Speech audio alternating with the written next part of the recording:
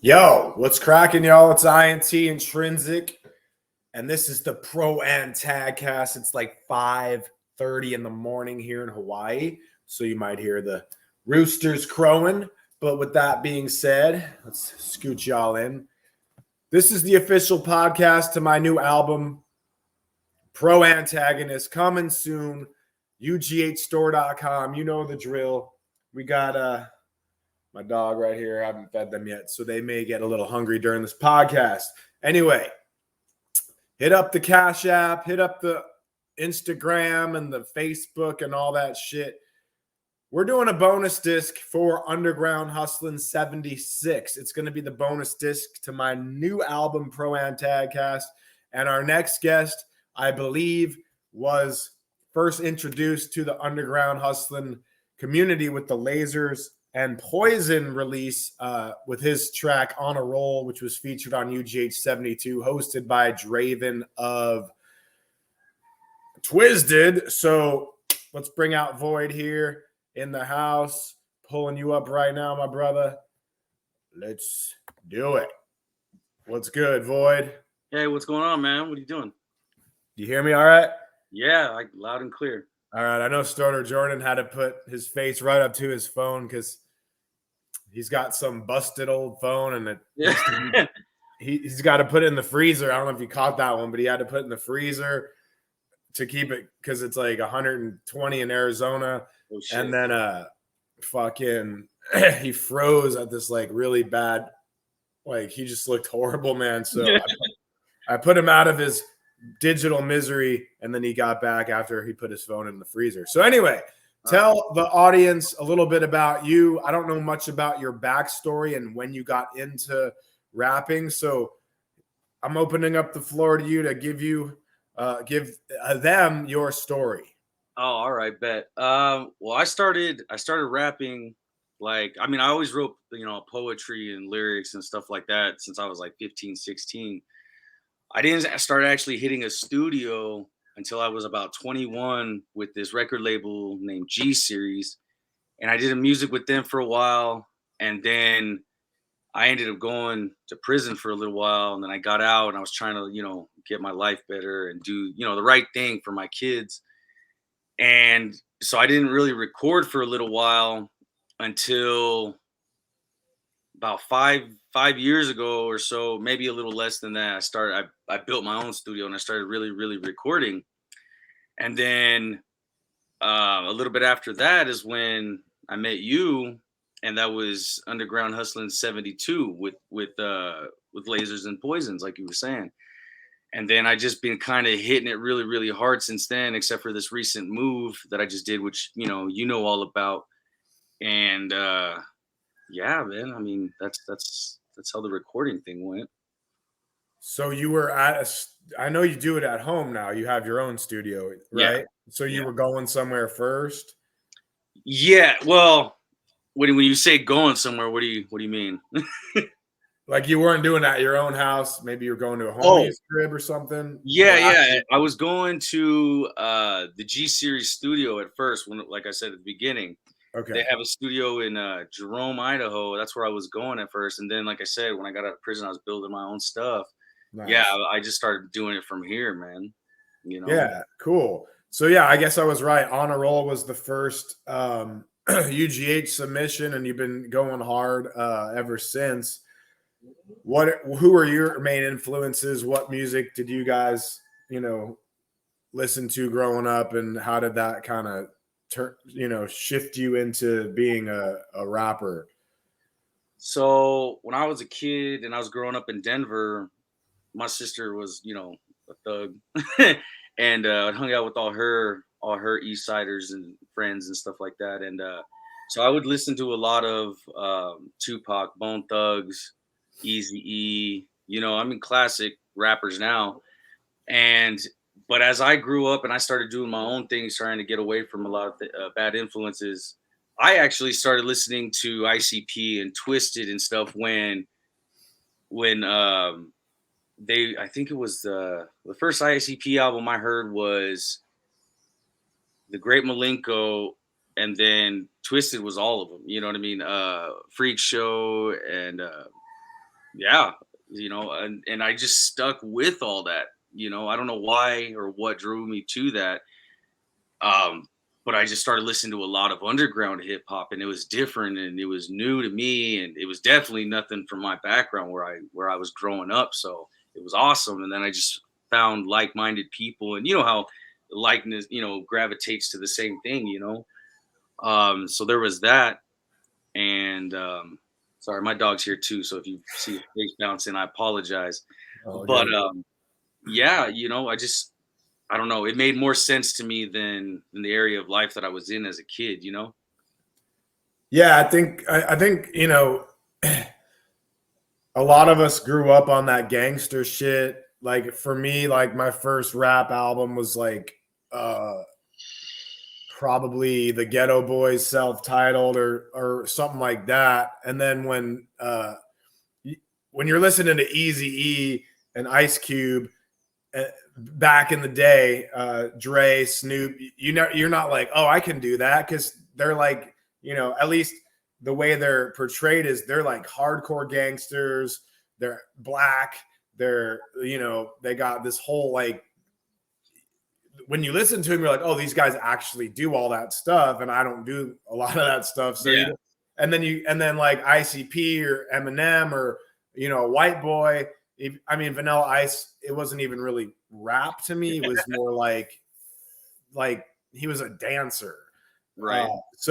But then when you see like White Boys doing it, and the subject matter isn't always about gangsterism and being a pimp, then you're like, oh, well, maybe I can do this, because these dudes are more, I'm more, similar to these particular dudes than Eazy-E and Dr. Dre. So, yeah, I know.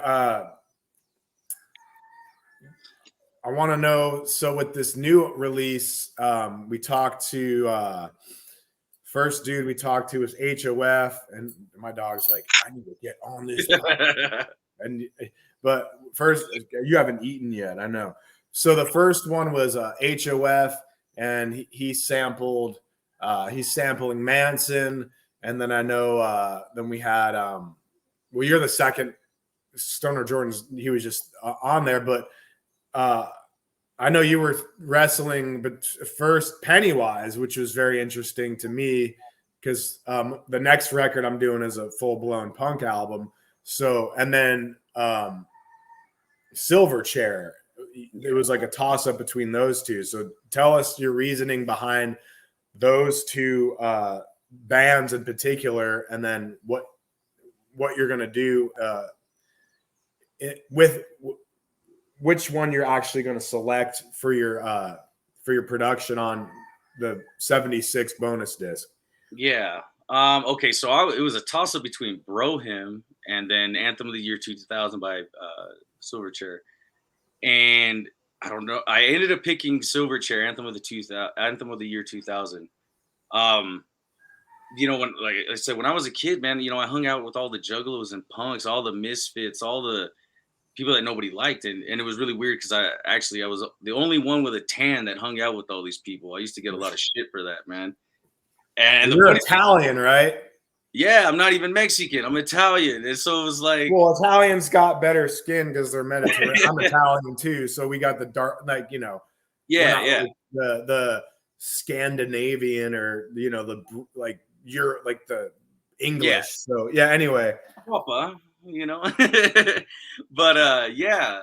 So, anyways, I went to a punk show, and I heard that style of music, and I was like, all right, cool, hell yeah, bump it.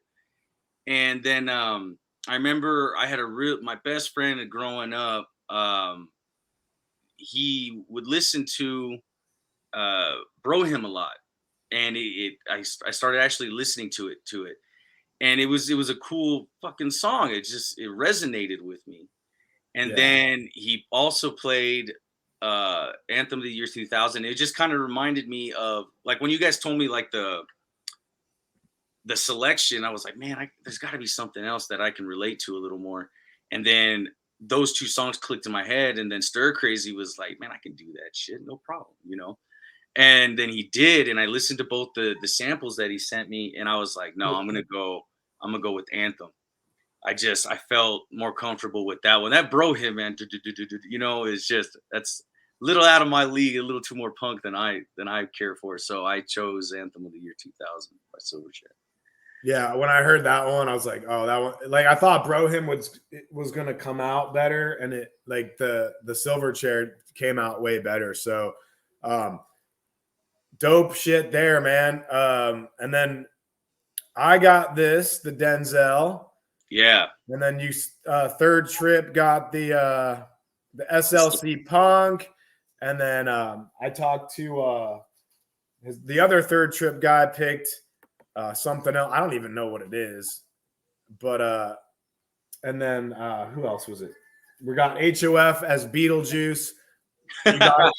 Who do you got on this thing? Who's your favorite, like, protagonist, antagonist from movies? Or my dog's like eating my. I was actually thinking a comic book. Okay. I don't know if you know who Jonan Vasquez is. I don't. He wrote Invader Zim, the Nickelodeon cartoon. Okay. But before he wrote that, he wrote a comic book, man, and it was crazy. It's called Johnny the Homicidal Maniac. Okay. And so I was thinking that, but if not, man, if I have to stick to a movie theme, I was either thinking The Crow or Joaquin Phoenix, The Joker. Ooh. Oh, you don't have to stick to anything. It could be comics. It could be whatever. Comics, video games. I'm pulling it up right now. It's wow.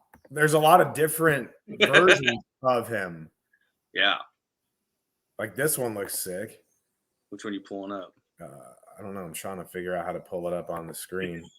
My dog. Well, at least now you get an idea of where I was kind of going with it. Yeah, that shit's dope, man. Here it is. Boom, boom, boom, boom. And then I go over here. I'm just learning this whole thing, but it's actually pretty fun. Is it so the Third Trip guy, and maybe I'm just so out of touch, but he's gonna be this guy. Okay. All right. American Ultra. I don't know. I've heard of it. Yeah. So it's all good. Like whatever. Yeah, we're wrong with it. And then this one looks sick. Is this is the guy you're thinking of? Yep, that's the one. That's Johnny the Homicidal Maniac. It's a cool comic. If you ever get a chance, man, read that thing. It's funny.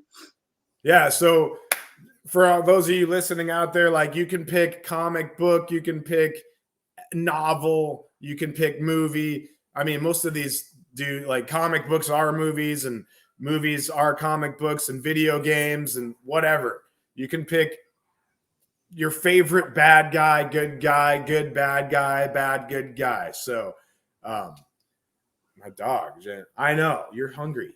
I should have fed you first, but that's okay. It's still, I'm usually sleeping, but I had to run to the airport at 5 a.m. So, oh shit. Yeah, it's dark out still. So let everyone know where they can find you, what future things you got coming up, kind of like what's the next 6 to 12 months looking for Void. And then at the end, we'll drop the bomb on them. You want to drop that one? Okay. All right, bet. Yeah. So you can find, actually, oh man, I should have sent you the links for my website and stuff. I have an online store. It's called The Real Void at threadless.com.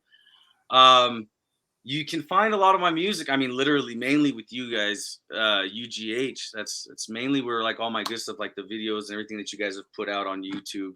Those are the better quality. I have a SoundCloud, but I gotta update that. Other than that, where we're going with it, I am working on a little bit on a solo album. I'm also working on another album with Bluebird. Also name is Josh Bell. He does all my graphics for me. Really cool guy, man. Really cool. If you look for graphics, I would always look him up. And then that's a main spot. I have, if people want some other unreleased stuff, I have an album that I try to release 10 years ago that I'm just giving away for free is look me up on Facebook, my Instagram, Johnny Void Hasso on either one, or my Facebook. I believe it's just Void. You'll see my ugly mug on there. So I linked your Facebook and your Instagram. So did you? Perfect. Yeah, when I do it on YouTube, I'll put your store on there also. Hell yeah. Thank you. I appreciate the hell out of that. Other than that, you want to drop the bomb? Yeah, so Stir Crazy, Intrinzik, and Void have been working on a full-length project. It's near completion. I mean, it's the meat, of the songwriting and recording is done. So I don't know what the title is going to be. I don't know the release date, but we got about 10 songs, me and Void together with Stir Crazy on every single beat. So what are you thinking as an album title or release date or, tentative anything? I mean, honestly, I would like to do it before the end of the year, but I know you got a lot of projects going on. So I'll leave the release date up to something that we discuss later or down the road. A title, I've been going back and forth between, well, I'll just say the one for now because I'm not even sure on the other ones, but something called Sideshow Stories. And kind of wanted some sort of a graphic of like the old school circus, like way back in like the 30s where there's just the cars and they're pulling them by horse or whatever. Yeah. Each one having like bars in front of them, like a different attraction or whatever, and just different versions of us in the cages, like, you know what I mean? Because each song that we're doing is very unique in its own way. It's very different. We go from topic to topic so you know what I mean? It's just different areas. That's And I was thinking something like that, but I don't know yet. You know what I mean? Like we're still working on that. I don't know how much thought you've put into it. I know I think about it constantly. That one song we got to get done, and I just haven't had the funds yet. You know what I mean? So Yeah. but, I mean, I guess I would have to like have it all done, listen to it in the order it's going to be, and then then it'll be probably more obvious what I think it should be called and all that stuff. So this is, and look, man, your phone froze you up in a unflattering an unflattering position. But yeah, Void, so he's been on UGH 72 through 70, we'll call it 76 now. Toy Gory 3. You weren't on the second one. No. This is your first. So yeah, let's talk about that real quick.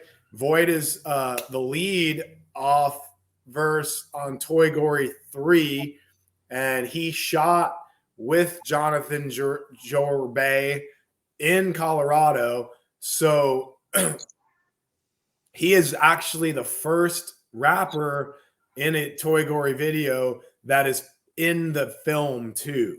Like half of his actual rap part, he's interacting with Johnny, the main, the serial killing child in the video. So tell us about the entire process. I've never met Jonathan.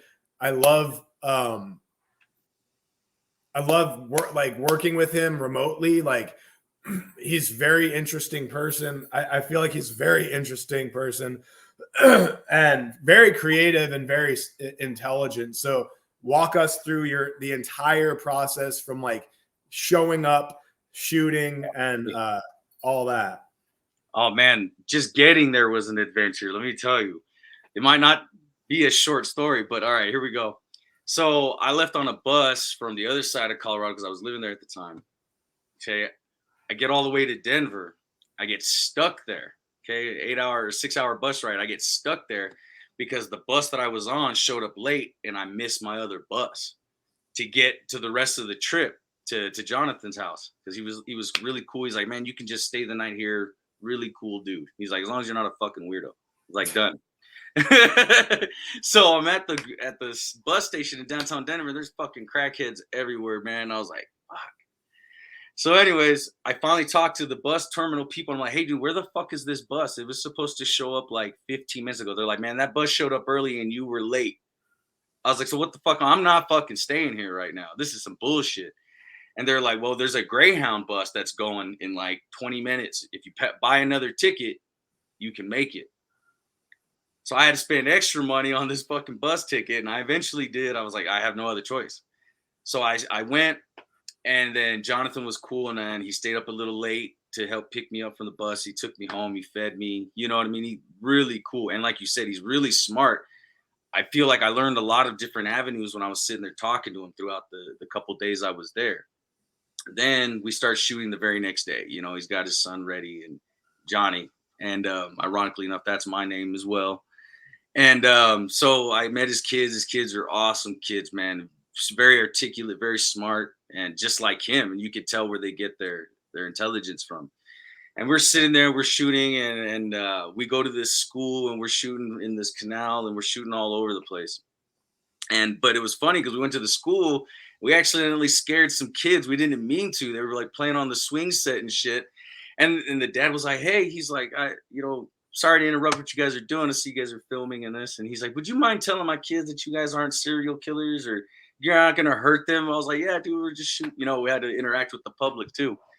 And it was really funny. And we started laughing. And we were just so happened to like be really close to being done. He shot drone footage. And I felt like $1 million star when we were filming because it's like I'd never experienced somebody that professional and that, you know, it was definitely worth the money that I invested into Toy Story 3. It was definitely worth it. And I recommend everybody use him for videos. You know what I mean? Like that was awesome. And then we went home. We were laughing about the whole situation. And then I ended up leaving. I think it was that night, yeah, around 7 or something. And then I had to take the bus all the way fucking back. Luckily, I didn't get stuck in Denver again on that one. Denver's a lot different than when I grew up there. There's fucking empty buildings all over the place near the bus station and shit. It was horrible. Yeah, and so part of your in the video, you have like two separate, one of you like two outfits, one of you with paint on, Yeah. And so yeah, I think that is a first for Toy Gory where you're like sitting there next to Johnny, and in the one before this, or I think, yeah, Andrew VDG, I think he shot with John, but didn't do the stuff in the film. But he had, I think, in my opinion, the best visuals of the one he was in. I think it was Toy Gory 2. So yeah, if you guys have not, gotten on Toy Gory 3 yet, that's going to be later this year. Once this Proantagonist thing is done, we're going to roll out the GoFundMe and finish the production to Toy Gory 3 starring Monoxide. But if at all you haven't shot your video or gotten on it, do it with Jonathan, because yeah, dude's on a whole nother level, man. It's crazy, like the stop motion animation and his actual video camera skills and editing skills are way up there. So yeah, dude, we're hitting the 30-minute mark, so I appreciate your time today. We'll maybe pull you guys back, everyone back on towards the end of the submission process once we hear all this. Like the only song I've heard is one of the HOF songs, and then I did a song with Third Trip, but I haven't heard their parts to it yet. So we'll bring everyone back towards the end, really hype the album, do the pre-orders and shit. Any last words, shout outs before we let you go, buddy? Nah, man, just shout out to you, Stir, UGH in general, MNE, Bluebird, man, all my fucking homies, man. I really appreciate everybody that supported me in doing all this. My wife, my kids, and all that. Yeah, can't do it without the family, man. So No. peace out to Void, Underground Hustlin 76, Proantagcast signing out, INT VOID. We'll see you on the next show. Hit up undergroundhustlin@gmail.com to get you in the window where Void is. on the next episode. Peace out, y'all. Whoop, whoop.